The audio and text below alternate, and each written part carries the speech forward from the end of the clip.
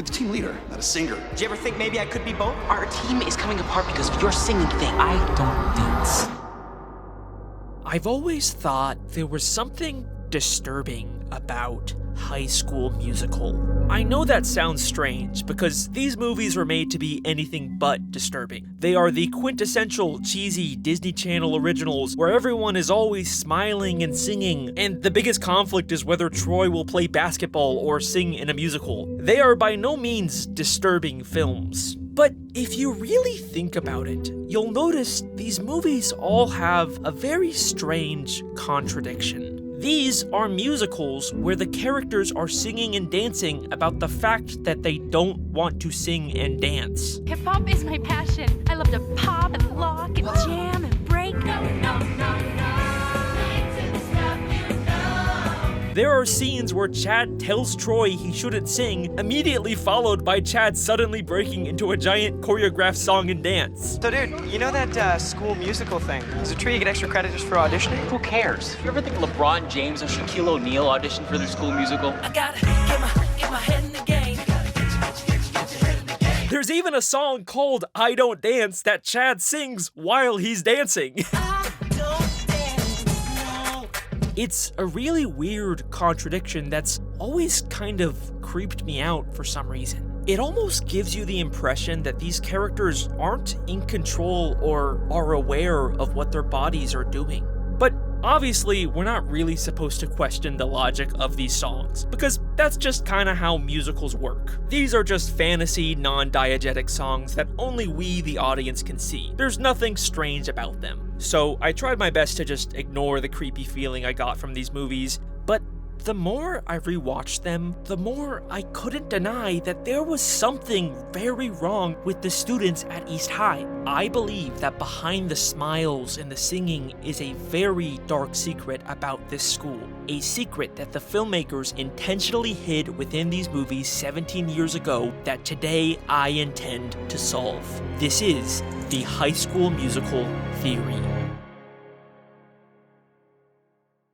You love watching Alex Bale's videos on the internet, but oh no, you've been hacked by a computer virus. If only there was a safer way to use the internet. Introducing Private Internet Access.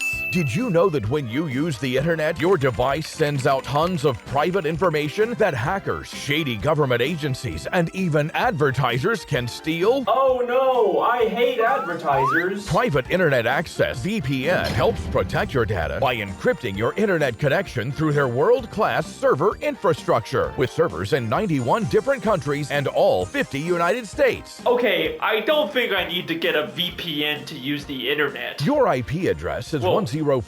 What are you doing? You live in Greensburg, Pennsylvania. Stop. Credit card Stop number is that. your password is Okay, 123. I'll get a VPN. Just stop. What the fuck? Just stop. Private Internet Access is the world's most transparent VPN provider with over 30 million downloads and strict no logs policy. They never record or store user data. And I can use private internet access on an unlimited amount of devices all at the same time with just one subscription? Who are you people? And that's not all. You can even use Private Internet Access VPN to access geo-restricted content on streaming services. I love when Sheldon says, "Bazinga!" Signing up to Private Internet Access is risk-free. There's a 30-day money-back guarantee, and they even have 24/7 customer support. Wow, this all sounds really great. Thank you so much. This is amazing. The world ended in 2012, and we've all been experiencing a mass hallucination ever since. What? By going to piavpn.com/Alex Bale, you can get an 83% discount on Private Internet Access. That's right, it only costs $2.03 a month. What was that you said about the world ending in 2012? And that's not all. You'll even get 4 extra months completely free. But this incredible offer won't last, so use the link in the description or scan the QR code now. Offer only valid for new customers with qualifying auto-renewing subscription purchases. See privateinternetaccess.com/Alex Bale for details. Here's an incomprehensible whore lying dormant 30 kilometers beneath the Mariana Trench. Private internet access is the best VPN. So, what exactly is happening when the characters in these movies sing? I'm not talking about when they're performing on stage in front of a crowd. I'm talking about when the characters are in the school hallways or the cafeteria, and suddenly, without any warning or explanation, the entire school breaks out into a highly choreographed musical number and then just moves on from it like nothing ever happened. Seriously, guys, this summer I gotta make bank. Like, what's really going on here? Are the characters aware of the fact that they just sang an entire song? Was this an impromptu flash mob that they planned? No, obviously not. We're supposed to assume that these are just fantasy sequences that only we, the audience, can see. Or that's what I originally thought. But then I took a closer look at these musical numbers and I started to notice a very strange pattern. In the first High School Musical, Gabriella is the new girl at school, and the first time she experiences one of these spontaneous musical numbers is in the Stick to the Status Quo song in the cafeteria. Now, Gabriella doesn't enter until about halfway through the song, but she has a very interesting reaction to it.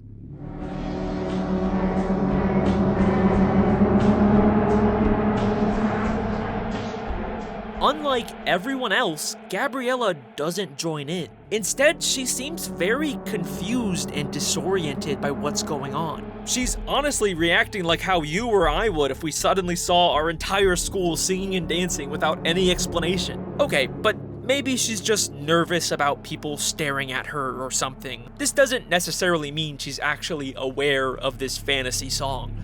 But this isn't the only time where something like this happens. In High School Musical 2, when Troy starts dancing in Work This Out, look at everyone's initial reaction. For a moment, they're all like, "Whoa, why the hell are you dancing, Troy?" At first, they are confused by the nature of these spontaneous songs before they all magically join in too. And if you still don't think that this is weird, then let me show you one final example that can't be explained away so easily. An example that legitimately creeps me out every time I see it. High School Musical 3 once again has another big cafeteria musical number with Sharpay and Ryan. Imagine having everything we ever dreamed. Don't you want it? Maybe. Can't you see it? Kinda. And there's initially nothing strange about it, until when the background students suddenly join in on the song without any explanation. Look closely at Ryan's reaction. You want it all, want it, know that you want it.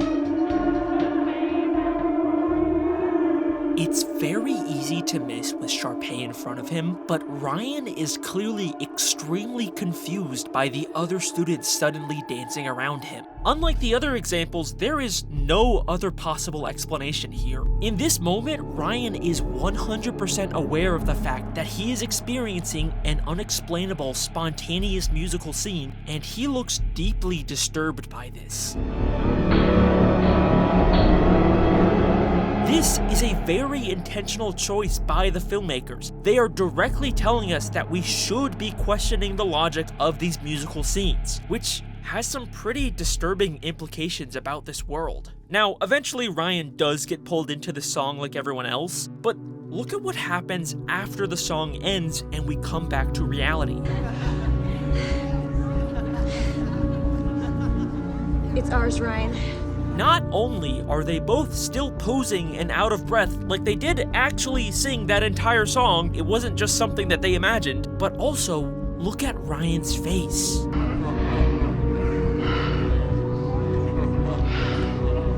He is once again very confused about what just happened before moving on like everything's normal. We are consistently being shown that these big spontaneous musical numbers are actually happening, but it isn't something that the characters are choosing to do. It's like something is taking over their bodies and forcing them to sing and dance, but they only get these rare little moments of awareness and utter terror about what's going on before they're forced to forget about it and move on like nothing ever happened. That's why these movies feel so disturbing to me, and this only gets stranger when we take a look at what happens when characters leave East High. Sharpay has always been in the spotlight, but to follow her dream, she'll take on her toughest role yet.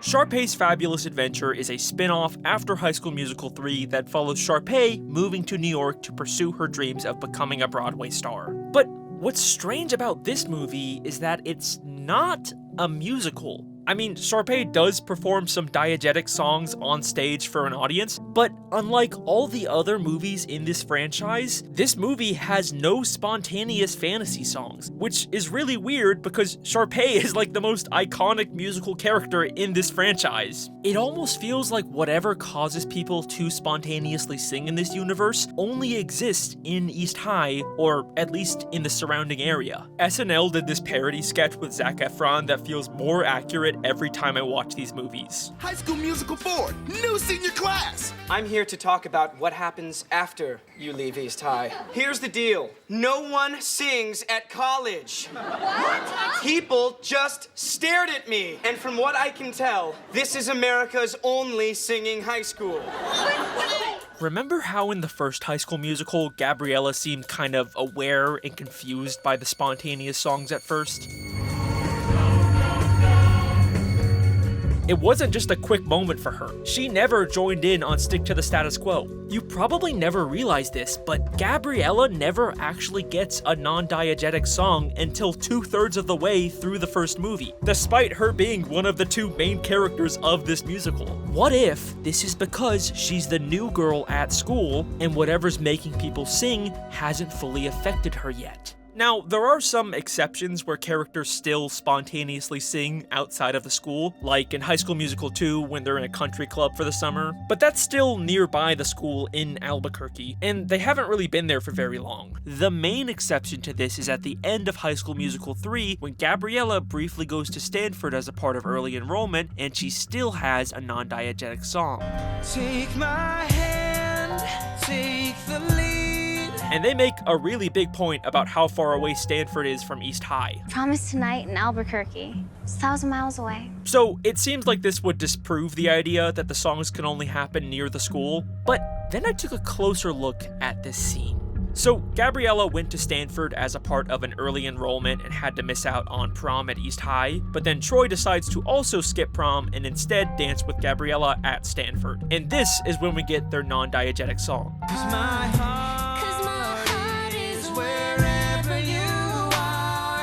But during the song, they're both briefly transported to East High's prom with all of their friends.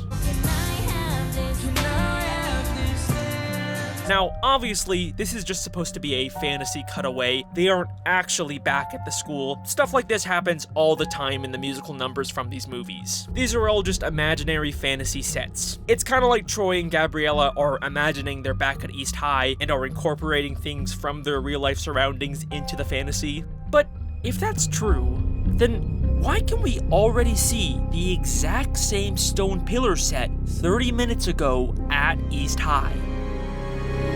This was not part of some fantasy scene. They clearly actually built this set at East High. And this was before Gabriella even decided to go to Stanford early. But then why can we see the fantasy pillars backstage? Because in the Stanford song, the East High prom part isn't the fantasy. Stanford is. Gabriella never actually left East High.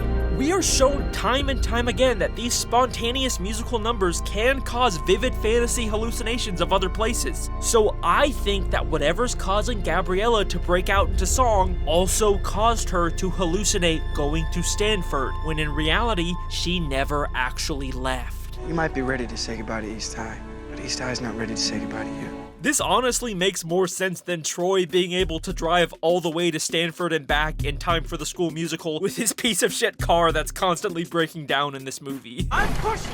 Push harder! And if my truck falls apart because I'm spending all my free time on stage, it's all your fault.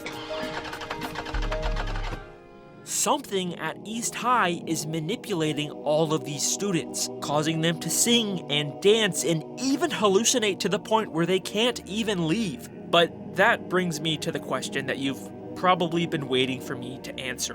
What exactly is causing all of this? Why does this school seem to have this strange power over all of the students? And to be honest, for the first time ever in one of these videos, I don't actually have an answer for you. I have 5. Yes, I have come up with 5 different possible explanations for the strange phenomenon going on at East High. For the first time ever, we are doing an official Alex Bale theory iceberg, and you get to decide which one you like the best. And I'm going to be sharing each of them with you in order from sort of tame and realistic to completely batshit insane, crazy, and stupid. Some of these are going to be a little more in-depth than the others, and some of these are just going to be kind of fucking crazy, so, you know, just mentally prepare yourself for that. Without further ado, starting with the very tip of the iceberg, here is the most boring, tame, believable theory I can come up with. This is all just lazy writing and coincidences, and I'm overthinking little things that actually mean nothing. This one's probably the correct answer. I mean, this is probably the correct answer to all of my theories, but, you know, that's no fun, and you're not watching a YouTube fan theory for the, you know, the boring, realistic answer, so, you know, let's just move on from this one. I'm not actually counting this as one of the 5.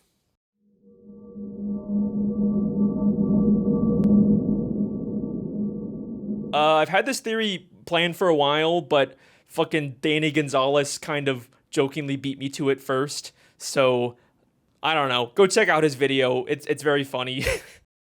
In 1518 Strasbourg, France, a woman named Frau Trophia walked into the streets and reportedly started silently dancing without any explanation. Soon, other people began to join her, and over the next couple of weeks, hundreds of people all began uncontrollably silently dancing with no explanation or way to stop. Many collapsed from exhaustion, and some even reportedly died from heat stroke. This became known as the Dancing Plague of 1518, and it is believed to be one of the most infamous cases of mass hysteria in history. The leading theory behind why this happened is because of extreme stress from famine and diseases at the time, but mass hysteria is something that still happens in many different forms to this day, even to students in high school. Could mass hysteria be responsible for dozens of high schoolers' unexplained hiccups? Health officials say 12 girls from Leroy Junior Senior High School have exhibited similar symptoms. A doctor treating them says they suffered from conversion disorder, a very real condition resulting from trauma or stress. In the Leroy case, most of the sufferers attend the high school and junior high school there. So maybe it's as simple as the stress of being in high school and the pressures of conforming to the status quo was enough to cause a mass hysteria at East High that resulted in students spontaneously breaking out into song and dance. I think this is a very plausible explanation for what's happening in these movies, and it really ties in well with the core conflict these characters are facing. And if mass hysteria is this low on my iceberg, then you know these next theories are about to get really weird.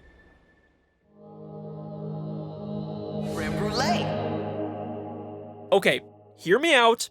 I think Zeke is up to something. Zeke is one of the basketball side characters, and his whole thing is that he secretly loves to bake, but no one at school accepts that about him, at least until the end of the first movie. I bake. What? I love to bake. Strudel, scones, even apple pandowdy. There's not a ton to his character. He's just kind of the funny food guy. He's always giving people stuff he baked. I baked these fresh today. A pie.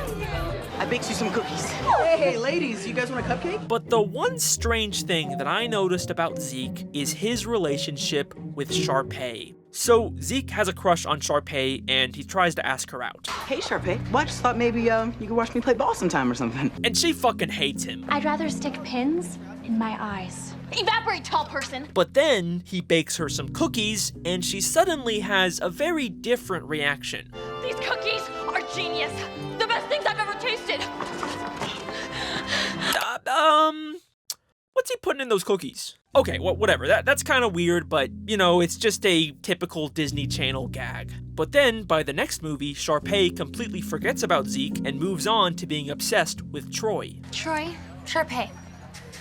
Sharpay, Troy. But then Zeke gets a job as a chef, and he's really excited to be working near Sharpay. Chef Michael's gonna teach me the art of Austrian flake pastry. And Sharpay's gonna be where I work every day. I think we can assume he's probably giving her food again. And then, at the end of High School Musical 2, she's kind of all over him again. There's potentially a pattern here. Then, in High School Musical 3, there's a deleted scene where Zeke is gonna ask her to prom, and once again, he's planning on bringing her more cookies, but then Jason takes them away, and all of a sudden, he seems kinda nervous. Yeah, she's gonna listen to me, and listen good. You got this. Now give me the cookies. You don't need these. Go on, get in there. No, you're empowered. You got these. No. Zeke seems to really believe that the cookies are necessary to get Sharpay to go to prom with him. And it turns out he doesn't need them, but the very first thing Sharpay says is, "Hey, Sharpay." Zeke! Cookies? Huh, interesting. Also, later he finds out Jason ate the cookies meant for Sharpay, and he is very concerned. Where's my cookies? You ate all the cookies? Those were meant for Sharpay, not you. Those were apparently only for Sharpay, and now he's concerned about Jason, who later, during graduation, jumps on him in a very similar way to Sharpay.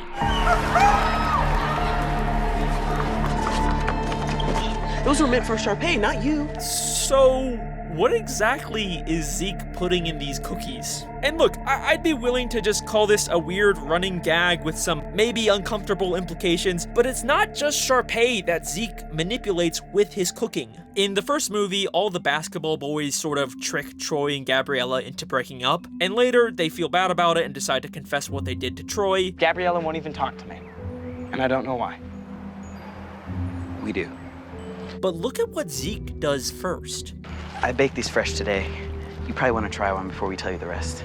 He gives Troy cookies so that he won't be mad, and it works. Troy is never shown to be even a little upset that they caused his breakup. Zeke's cooking clearly has an effect on people, and he is constantly feeding everyone in these movies. I'm good for a poolside picnic. What do you say? Zeke even made desserts. They're cooling. I'll let you know when they're ready. Now out of my kitchen, miss. Hey, ladies, you guys want a cupcake? I bet you those cookies that are always left out in Troy's house were made by Zeke. There's even this weird offhand mention from Troy in the first movie about having trouble remembering the previous night. Do you remember the night before? Not at all. All I remember is like pink jelly. And he says the only thing he can remember is pink jelly. All I remember is like pink jelly. Which, I don't know, kind of sounds like something Zeke could have made him. I love to bake. Strudel scones, even I've penned out. What if Zeke is putting something in the food that's causing all the strange behavior we see at East High? But wait, why would Zeke want the entire school to be constantly breaking out into song and dance? Well, what do these songs ultimately accomplish? The songs are ways for characters to express their inner truth. It causes Troy to realize he wants to be in the musical. Why am I feeling so wrong? My head's in the game, but my heart's in the song. It causes everyone to break out of the status quo and ultimately accept their fellow students for who they are. But inside I am stirring, something strange is occurring. It's a secret I need to share. Which allows Zeke to finally be able to be accepted as someone who wants to bake. Wear a jock and cook up a mean creme brulee. Yes, I think the entire reason for all the craziness going on at East High is because Zeke is drugging people with his cooking to make them more accepting of him as a baker. Someday I hope to make the perfect creme brulee. I know that this is a really insane idea that has some admittedly uncomfortable implications, but you know, you gotta admit there is a surprising amount of evidence for it. I couldn't not bring it up. Well, at least we know these theories can't possibly get any weirder than this. Okay, wait. Just hear me out. Breaking Bad is a dark, gritty crime drama about a chemistry teacher teaming up with one of his former students to build a ruthless drug empire. High School Musical is a movie for babies about Troy trying to decide whether he wants to play basketball or sing in a musical. These are very different. You could not find two pieces of media more polar opposite than High School Musical and Breaking Bad. Apart from maybe Blue's Clues and Law & Order. But what if I told you that they actually exist in the same universe? They both take place in Albuquerque, New Mexico, they both came out in the mid to late 2000s, and they both heavily feature a high school. This is sort of a meme that's gone around the internet for a while because of these weird similarities. Even Mr. Matt Pat Film Theory, before he retired from YouTube, tried to make a theory about it. And you know, as hard as I tried, I couldn't figure out how to prove that High School Musical was in the same universe as Breaking Bad. Yeah, I'm pretty sure that's actually the reason why Matt Pat retired. It was just the one theory he could never crack. Hey, if you can make an airtight connection, let me know, because that would be the best theory ever. Well, okay, Mr. Game Theory, I accept your challenge. Let's see if we can avenge your death. So, with all the strange behavior and hallucinations in High School Musical, there is clearly a possibility that everyone is being drugged. But what if instead of Zeke being behind it, everyone instead got hooked on a new popular drug that's going around town, Heisenberg's signature blue meth? This is pure glass. This is art. A drug that Breaking Bad has established can cause hallucinations.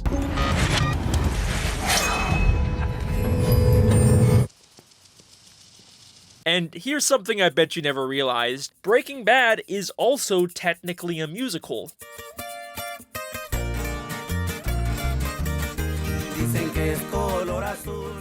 One of the episodes opens with a random band recapping the show's plot in the desert, and it's never acknowledged again.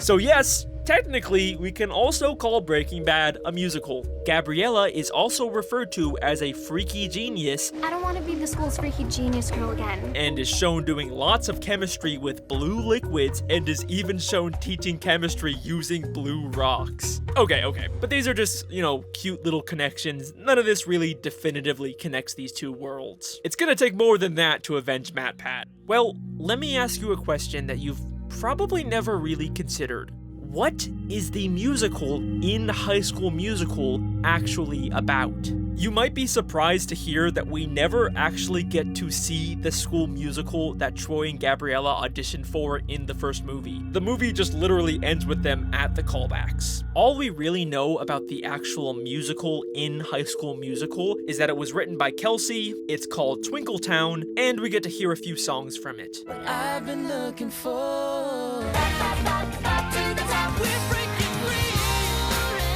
And you know what? The more I looked into the plot of this musical, the more I began to realize how much it eerily lines up with the plot of Breaking Bad. I know that sounds crazy, but just stick with me on this one. The first song is called What I've Been Looking For, and it's sort of vaguely about two people embracing a new relationship together. I finally found what I've been looking for.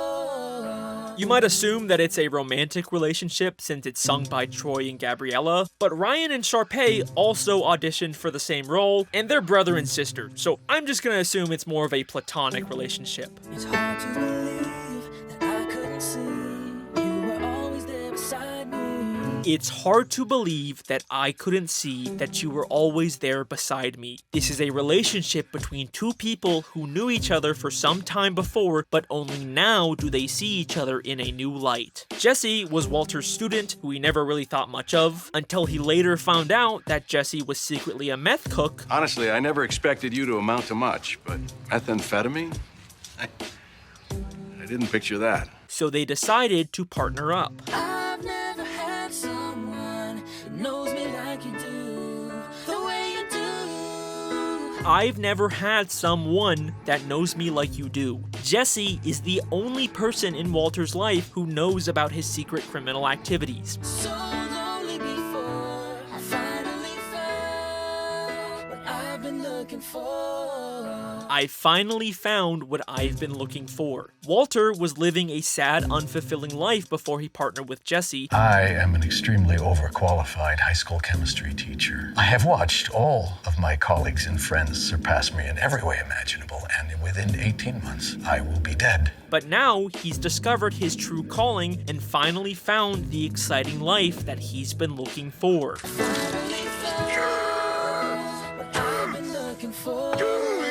The other song that Troy and Gabriella sing is called Breaking Free. We're breaking free.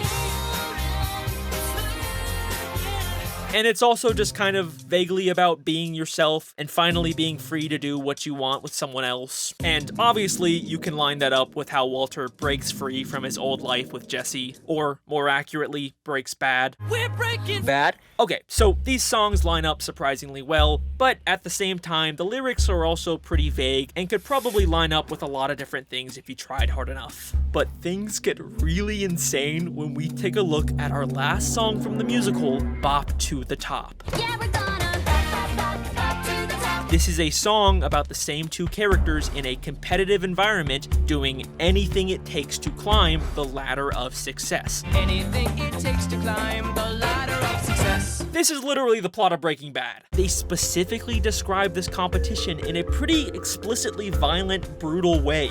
Kicking and scratching, gotta bump the competition, blow them all away. Gotta bump the competition, blow them all away. This is what they do in Breaking Bad. Wipe away your inhibitions. Walter's whole arc in the show is about giving up his moral qualms and giving into his dark side. He's wiping away his inhibitions to achieve success in the criminal world. They also randomly start speaking Spanish in this song. Mucho gusto. Ay, que fabulosa. Caliente. Suave. And obviously all the Mexican cartel members in Breaking Bad primarily speak Spanish. Este no habla ni una palabra de español. Ryan is wearing a fedora just like Heisenberg, and Sharpay is wearing a very blue dress, the signature color of Walter's meth. Heisenberg is dancing with his meth to climb to the top of the criminal world.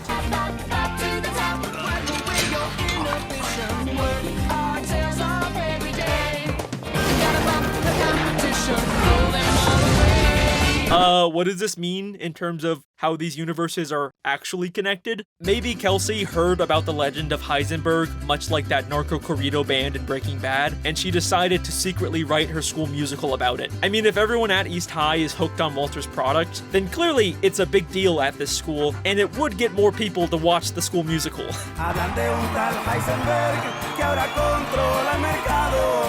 Okay, well there you go, Mr. Matt Pat. There's my attempt at connecting these two pieces of media.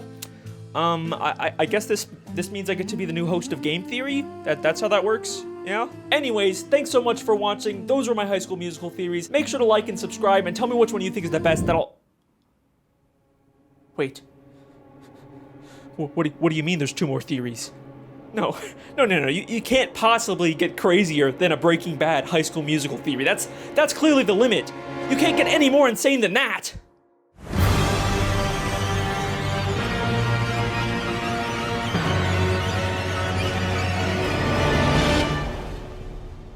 Welcome everyone. We officially have reached the point of no return in this video, where I will now try and convince you that East High is not actually a high school, but in fact is a human zoo where scientists are secretly watching and experimenting on these students. Yes, I know that is the stupidest thing I have ever said, and yes, like always, I am actually being serious. Okay, so where do we even start with this? In the first High School Musical, Sharpay and Ryan are in the school library, and they're researching the new student at their school, Gabriela Montez. There's something freaky about her. Where did she say she was from? They search her name on the internet, and the first two results tell them that Gabriela was an extremely smart student from out of town who's won a bunch of academic awards. Wow, an Einsteinette. But we can also very briefly see a third result that reads, Gabriela, San Diego Zoo's new chimp, scientists set up real-time habitat cam. Now, at first, there's nothing all that strange about this. They searched up the name Gabriela, so they're obviously gonna get some irrelevant results about other things with the same name. No big deal. But what's weird is that this is a result about the San Diego Zoo, the same city that we can see Gabriela originally came from. And that's strange because they didn't search up anything about San Diego, they just searched Gabriela's name. The fact that it's from the same city is seemingly a total coincidence. But then there's also the fact that it's about a new chimp at the zoo at the exact same time that Gabriela is a new student at East High. Okay, that's two strange coincidences, but whatever. Gabriella's obviously not a chimpanzee, and this school is obviously not a zoo. I mean, this is too stupid of an idea to even think about. But then I did think about it, and I kept noticing more of these weird coincidences. At the start of the first movie, listen to what Taylor says when she first sees the basketball guys. Behold the zoo animals heralding the new year. Behold the zoo animals? What is going on? This is such a stupid idea, but it keeps coming back. And then I realized the students at this school are constantly being compared to animals. Hey, what team? Sharpay's kind of cute too. So is a mountain lion. I smell a rat named Darbus. Actually, I think it's 2 rats. You know what I'm gonna do to those 2 overmoved show dogs? Nothing. What's up, Doug? Ducky, how's my dashing boy? It goes around your neck like a dog collar. And then the fish turns into a gorgeous prince. That girl's got more moves than an octopus in a wrestling match. I know everyone thinks that I'm Sharpay's poodle. The students even dress up like animals.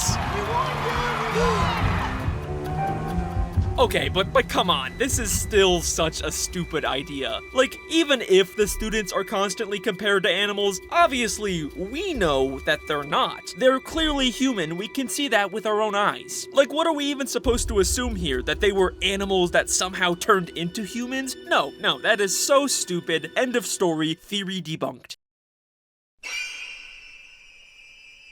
What the fuck? What the fuck? When Taylor is trying to explain to Gabriella why she shouldn't date Troy, she literally shows a diagram of a monkey evolving into a human. From lowly Neanderthal and Cro-Magnon to early warriors, medieval knights, all leading up to Lunkhead Basketball Man.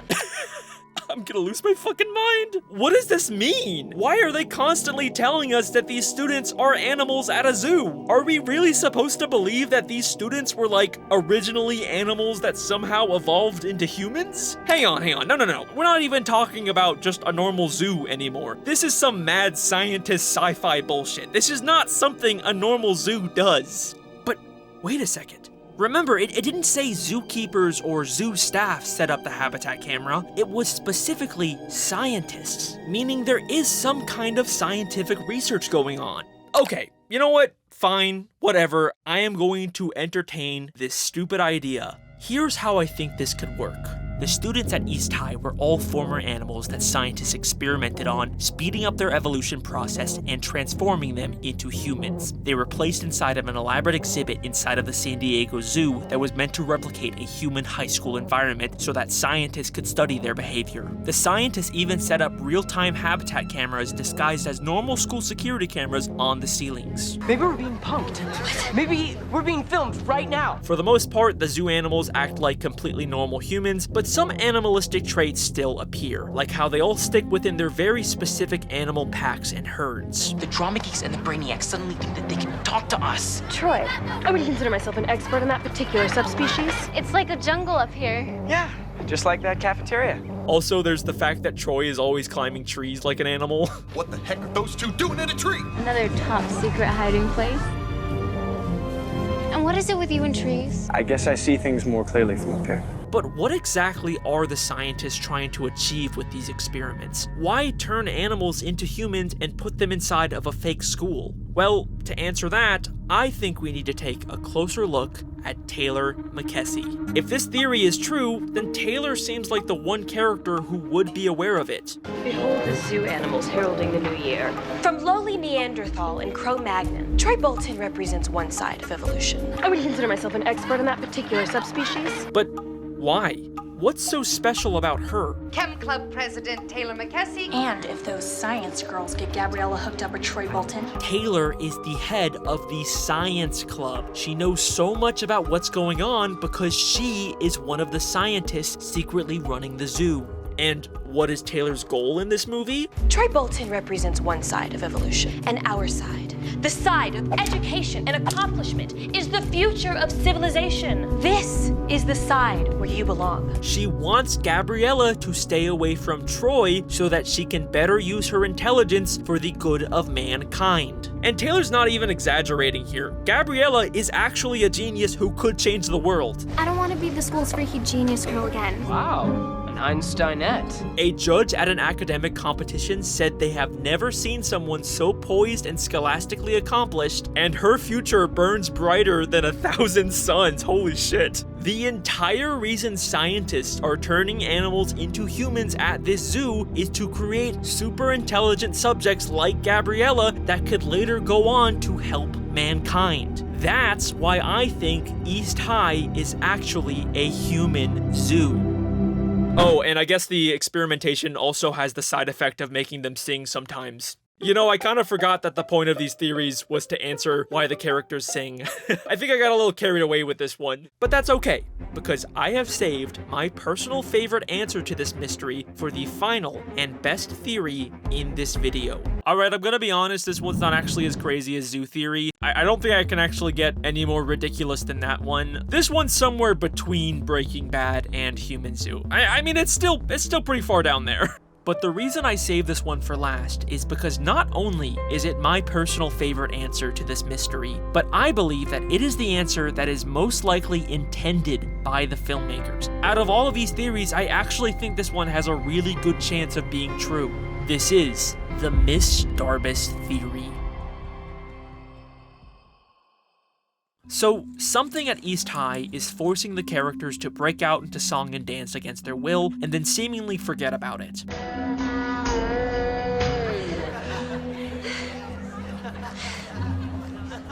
But what is actually the point of these fantasy musical numbers? They cause characters to express their inner truth. And now suddenly people are confessing. Inside I am stirring, something strange is occurring. It's a secret I need to share. Troy sings about his secret desire to be in the musical. Zeke admits he loves baking. Chad comes out of the closet. The singing forces them to confess their inner truth, and it ultimately helps them discover who they really are. And you know who's constantly talking about this exact same thing?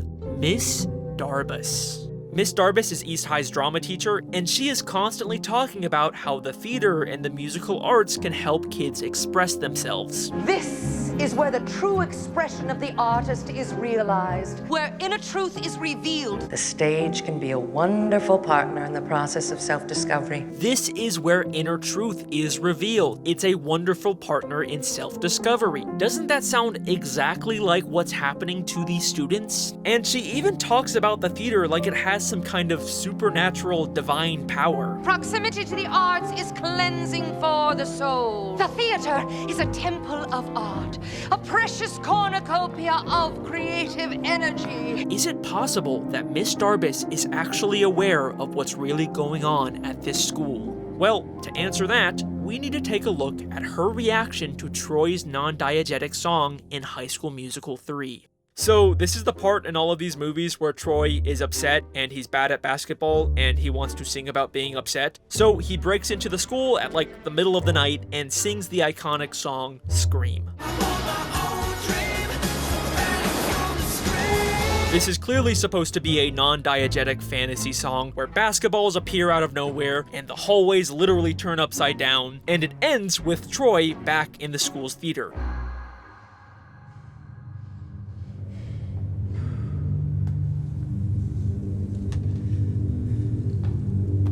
Miss D? Troy realizes Miss Darbus is also there, and they have this very interesting exchange. And the reason for your visit is? I don't know. I think I feel like this is a good place to scream? Or just to think.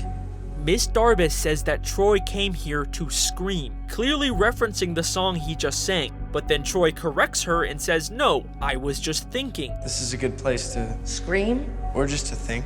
Troy believes that he was just thinking to himself because he's unaware of the fact that he just sang an entire non-diegetic song. But Miss Darbus is clearly very aware of what really happened. Scream? And she's not confused by it like other characters. She is absolutely aware of what's happening to these students, but why? Who is Miss Darbus really? Well, that's a tough question to answer, because we don't ever really get any of her backstory, except for maybe the occasional vague one-off line. Better to consider opportunities now than in 10 years when life may limit your choices. Better to consider opportunities before life limits your choices. Kinda sounds like she's maybe talking from personal experience. Did something happen in her life that limited her choices? Maybe she wanted to be a Broadway star, but then got stuck as a high school drama teacher. I don't know. I mean, like I said, it's hard to really understand Miss Darbus because we don't ever get to see what her life outside of East High is like. Trust me, I've rewatched all of her scenes many times, and I've never really found anything that was useful. But maybe that's because the answer isn't in those scenes. At 46 minutes and 8 seconds into the first High School Musical, for just a brief moment, we see a wall in the school that has been completely covered in writing. It says things you'd expect, like, "Go Wildcats," "Love the Wildcats," "Carol loves Tammy," all things you'd expect from the students at this school. But there is one thing on this wall that really stands out among the others. Something that legitimately gave me chills the first time I saw it. A drawing labeled Miss Darbus with X's over her eyes. Now, I could understand a student writing something mean about a teacher they don't like, but this isn't just an insult. This is clearly a drawing of Miss Darbus dead. It feels like some kind of creepy school shooters drawing that really does not feel like it fits in with this very PG Disney Channel universe. I honestly can't think of any reason why they would include this depiction of Miss Darbus dead.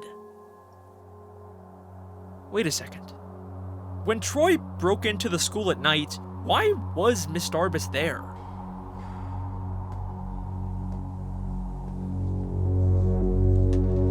Miss D?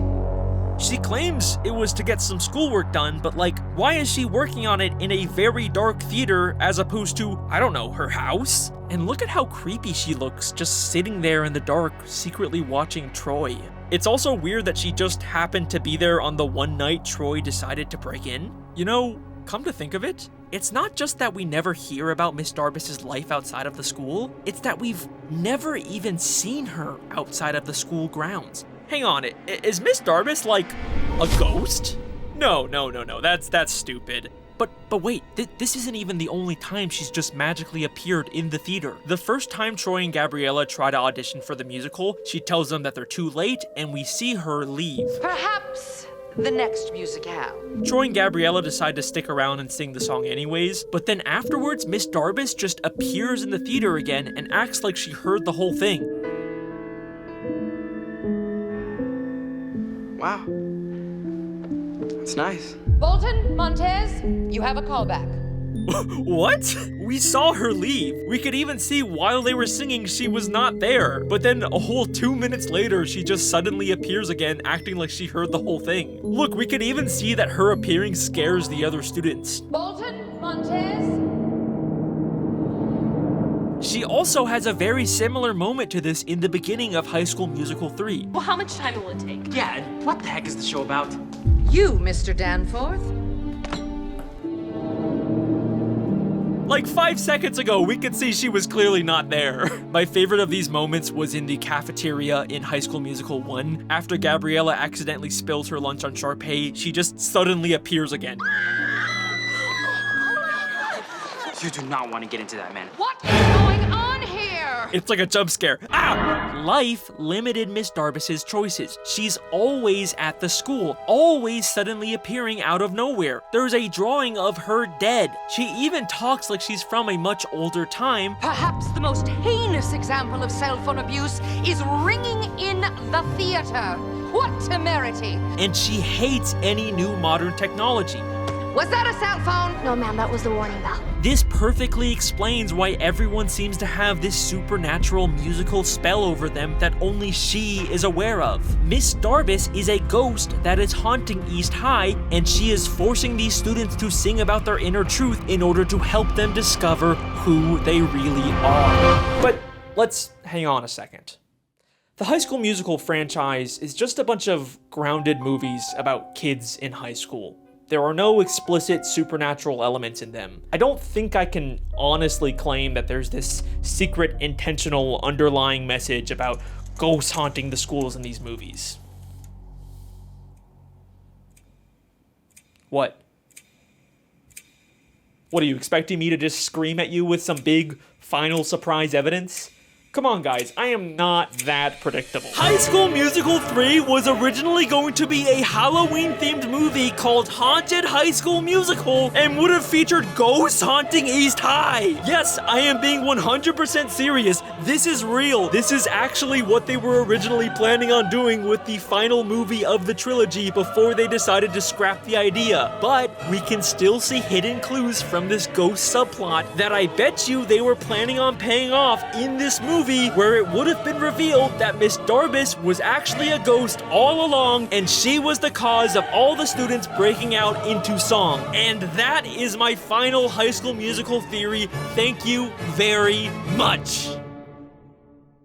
Also, they would have revealed that the school is actually a human zoo inside of Breaking Bad. Okay, bye. Up to the top, wipe away your inhibitions, and gotta bump the competition. Blow them all away. Cool. Well, there you go. That is every possible High School Musical theory I can come up with. Let me know which theory you think was your favorite, and thank you for watching. I got more of these stupid, overly dramatic theories on the way. I'm still planning on making an actual standalone Breaking Bad theory at some point. This was just an appetizer. And thanks again to Private Internet Access for sponsoring this video. Thank you to the patrons who help support this channel. You can get access to these theories early, some sneak peeks of future content, and you can even get your name at the end right here. And that is all I have to say in this video. Goodbye.